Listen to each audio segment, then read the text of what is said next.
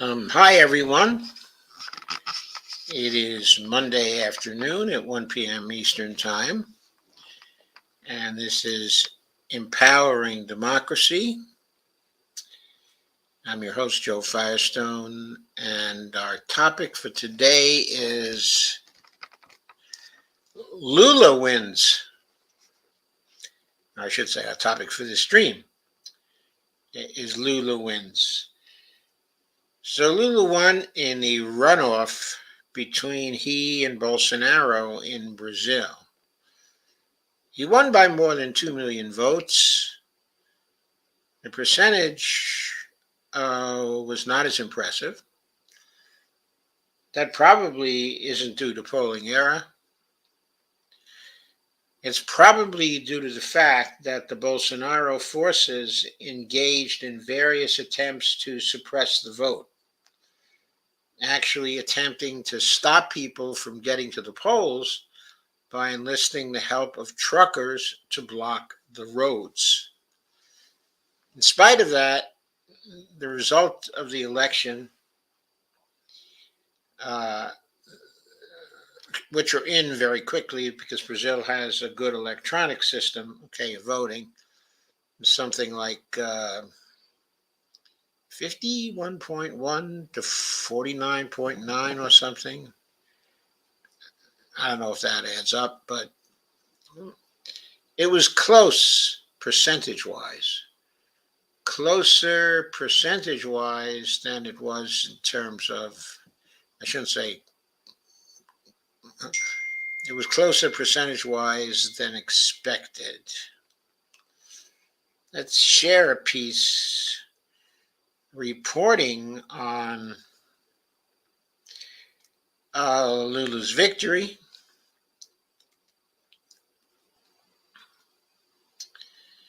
This appeared in Common Dreams.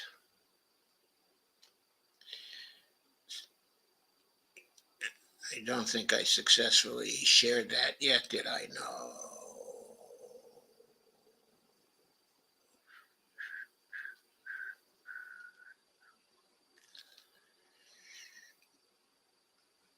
So there's a picture of Lula, and supporters holding up the picture. Very joyous, of course, very happy. Supporters of Brazilian President-elect Luiz Inácio Lula da Silva celebrate while watching the vote count in the October 30th, 2022 presidential runoff in Sao Paulo.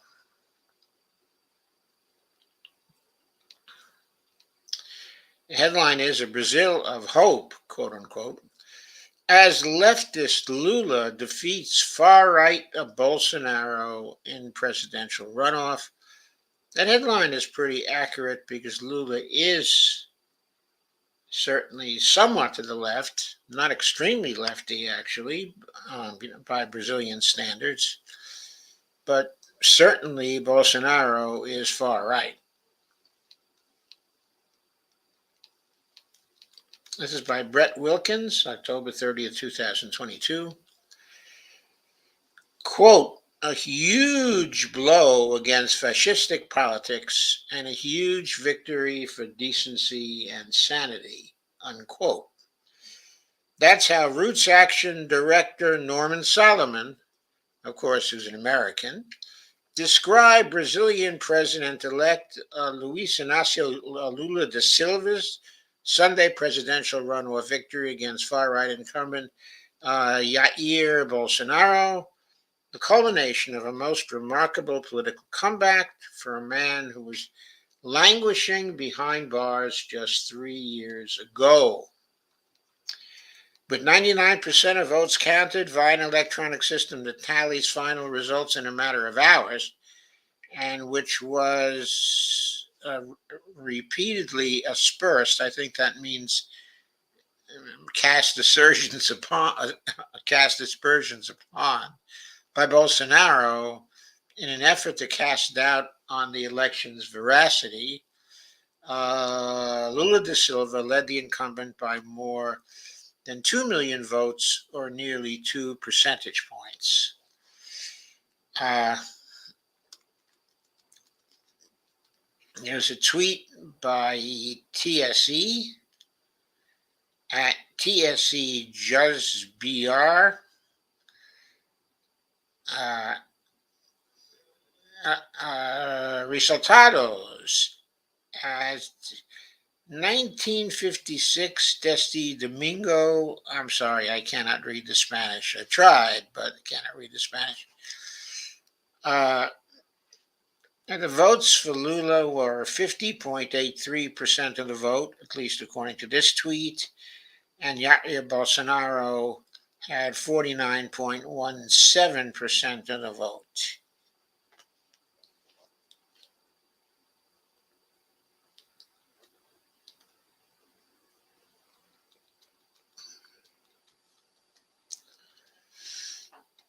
So there's a little bit of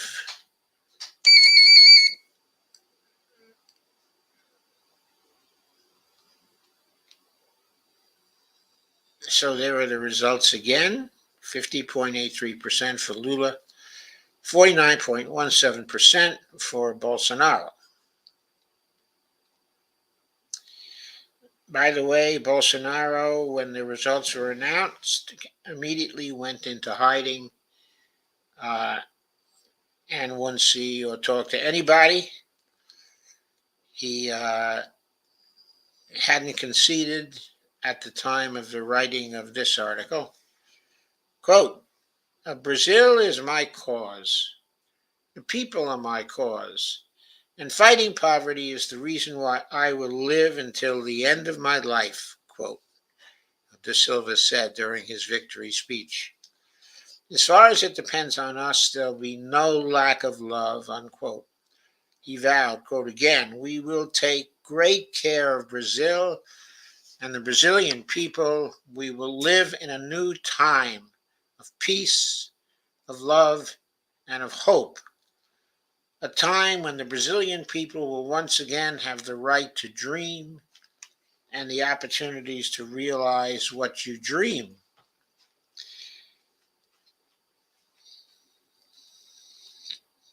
And Lula 13, that is Lula himself, tweeted upon his victory, tweeted, democracy.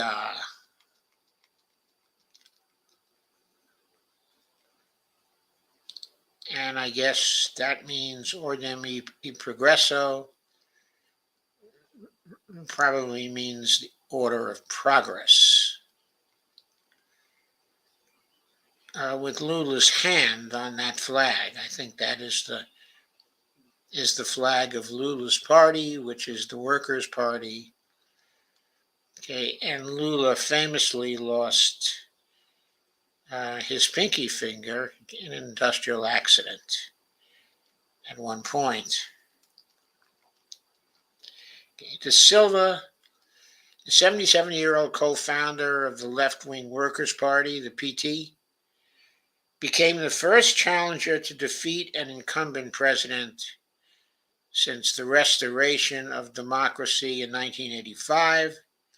His campaign overcame a rampant social media-driven disinformation campaign, political violence, including the assassination on Friday of a Workers' Party congressional candidate, and what observers called a massive election day voter suppression by federal police to win a third term for the man Brazilians endearingly call Lula, Bolsonaro, who was threatened to reject the results if he lost, and his far right, excuse me while I turn that off, there we go, who was threatened to reject the results if he lost,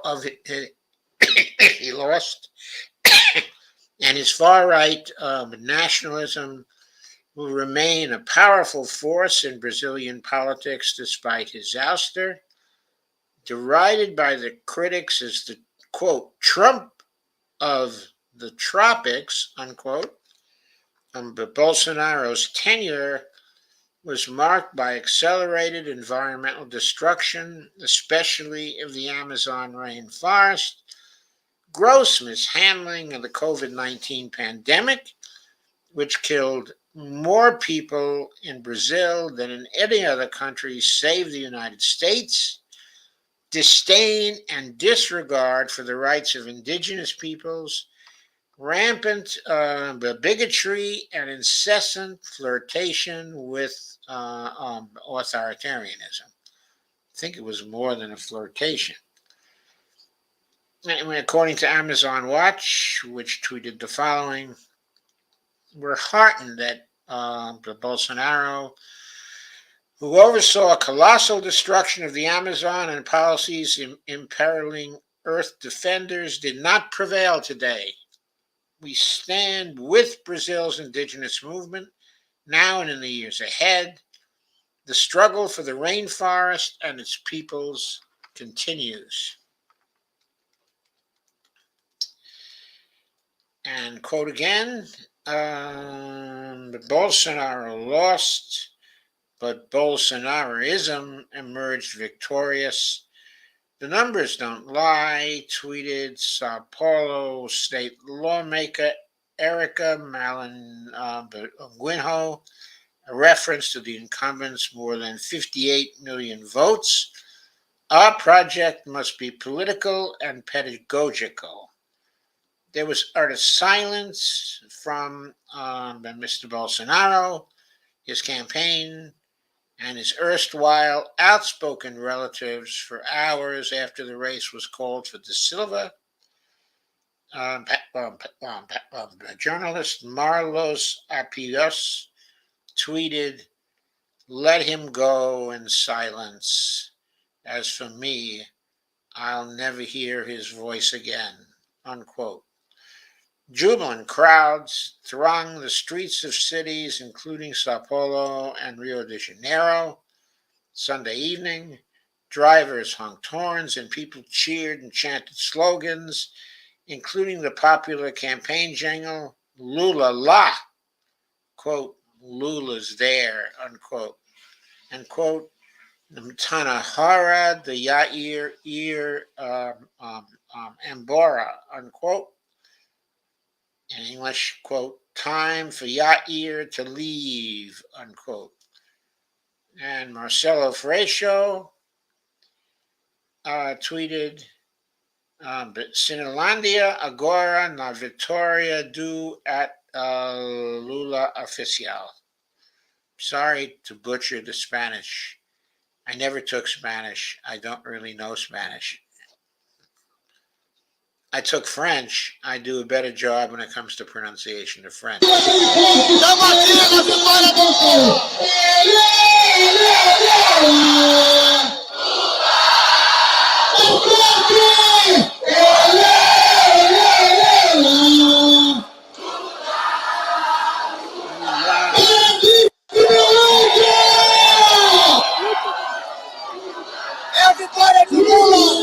a vitória de Lula. Nós ganhamos e agora reconstruir o país. A Cinelândia está lotada e a gente fez história. Valeu, Rio de Janeiro! For those who don't know, Lula had been the president for 2 terms. He was enormously popular. He did great things while he was the president for the workers and for the fight against poverty and hunger in Brazil. And he was really, really extremely popular. His popularity measured a few years ago when he was standing before re-election in 2018, but was falsely prosecuted, and arrested. At that time, his popularity was 80% in Brazil. Now, it's fallen since then because there were many people who believed the false prosecution of Lula was valid. He was freed eventually by the courts. He came back, and ran again. However, Bolsonaro had been president by then for some time. So while Lula was still extremely popular, he wasn't near the 80% after that. Uh, Anyway, Brazilian and international progressives, as well as many of the nation's poor, indigenous, LGBTQ, women, intellectuals, artists, and people of color, celebrated the imminent return of da Silva to the Palácio da Alvorada, which I guess is the Alvorada Palace, which he occupied for 2 terms from 2003 to 2010. Quote, no more fear, with peace, love, and hope, we will dream again, unquoted, unquote, a tweeted Brazilian author Bianca Santana. Quote again, oh, by the way, this isn't Spanish. I earlier said I hadn't taken Spanish. Well, I haven't taken Portuguese either, and that's what this was, Portuguese, not Spanish. And we will work to live a full democracy where all people fit, unquote. And that was Bianca Santana once again. The regime of Bolsonaro was a fascist regime. It hadn't been entirely consolidated, but it was a fascist regime that used fascist tactics also. There was a great increase in violence during the Bolsonaro period in Brazil. There was a great increase in violence in this election when everything was done to keep people from the polls because they knew if people got to the polls, most of them were going to vote for Lula. At one point, trucks were actually used to block people from getting to the polls. But in spite of all the illegal efforts by the Bolsonaro partisans, still, they weren't able to block the return of Lula da Silva. Quote again, and we will work to live a full democracy where all people fit, unquote. Okay. Mario do Rosario, a PT member of the Chamber of Deputies, the lower house of Brazil's National Congress, who represented Rio Grande do Sul, exalted, quote, today is a day of respect for Brazilian women. It's Workers' Day, the day of the free press and transparency. Today is Children's Day and the fight against pedophilia. Day of the Family and Victims of COVID. Today is the day of courage and love. I hug you for that, unquote.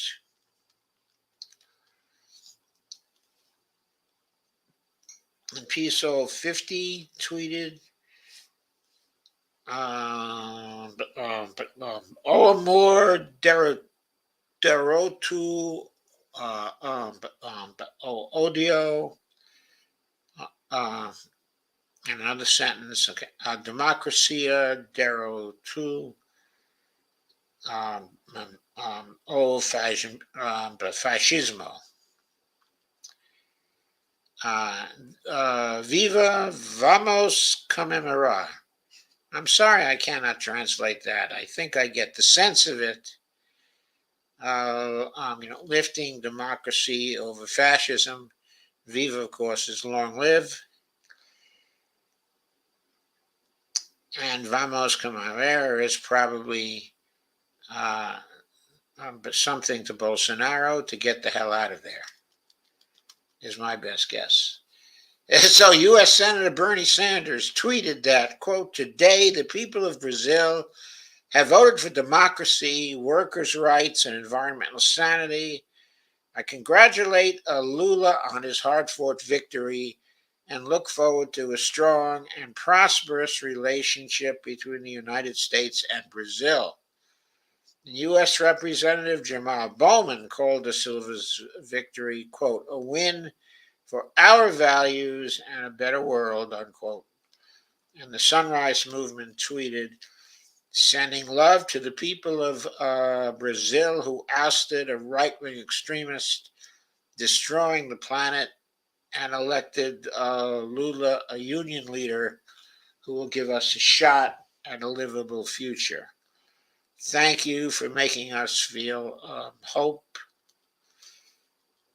University of California sociology professor Daniel Aldana Cohn said that, quote, Lula's narrow victory is still a massive win for Brazil, for its working class, its black and indigenous communities, and against fascism. It's also a win for the Amazon and the planet itself, and thus very good news for the multiracial working class of the whole world. Reuters climate correspondent Jake Spring tweeted, quote, the lungs of the earth, which is what people use to talk about the Amazon sometimes, will breathe easier tonight. When I say the Amazon, I mean the Amazon jungle, often called the lungs of the earth because they absorb so much carbon dioxide. In Francia Marcus Mina, well, I'm not going to try to do this one even, but it was a congratulations. And she is the vice president of Colombia, I believe, a new vice president, okay, of Colombia. She's quite a hero to the left, okay, in Latin America. And there is Lula holding high the flag of Brazil, ecstatic, of course, before a huge crowd. That was yesterday. Although criticized by the hard left for his previous administrations, by neoliberal economic policies, but De Silva is beloved by millions of his countrymen for his lifelong advocacy with the poor, workers, minorities, and rural and indigenous people. As president, he lifted millions of Brazilians from poverty through sweeping social programs, including Fome Zero, Zero Hunger, and Bolsa Familia, Family Allowance, while presiding over Brazil's rise into the top tier of world economies. Former U.S. President Barack Obama called him the, quote, most popular politician on earth, unquote. However, De Silva's focus on social uplift at the expense of the oligarchy earned him powerful enemies at home, and his solidarity with leftist Latin American leaders in opposition to U.S. imperialism made him a target of many in Washington and on Wall Street. In 2017, De Silva was controversially convicted of corruption and money laundering in connection with the sweeping, quote, car wash, unquote, scandal. Spent 580 days behind bars before being freed when the Brazilian Supreme Court found his incarceration unlawful. Last year, the High Court annulled several criminal convictions against Lula, restoring his political rights and setting the stage for his 2022 run. De Silva's win is the latest in a string of leftist victories in Latin America. It represents a significant counterbalance to the resurgence of right-wing politics in other parts of the world. Lula's victory in Brazil means leftists now lead Latin America's 7 largest nations by population and 6th largest by GDP. That's quite true. It's a comeback for what's been called the pink tide, a grand comeback, and there are the nations that are part of the pink tide is an exception. Okay, in Ecuador, and an exception is that by Guatemala. I'm not certain. Exception in Paraguay. Okay, and also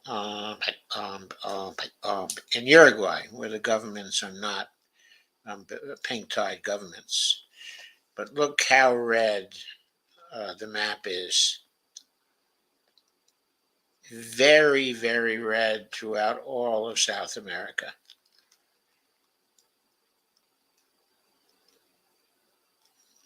Of course, the Ecuador exception hurts because that was due to a betrayal by a vice president of a former pink-tide president who basically converted his government to a neoliberal rightist government. Congratulations, brother Lula, president-elect of Brazil. Tweeted Bolivian president Luis Arce, quote, your victory strengthens democracy and Latin American integration. We are sure that you will lead the Brazilian people along the path of peace, progress, and social justice. Okay, folks, I'm afraid I'm going to have to get out of here quickly because I scheduled another stream at 1:30 and it's now 1:27. So I'm going to have to end the broadcast now and turn to the next one. Okay, says she watched coverage of this all day yesterday. That's interesting. And Dolores is here, of course, and thank you for sharing. And I got to end it right now.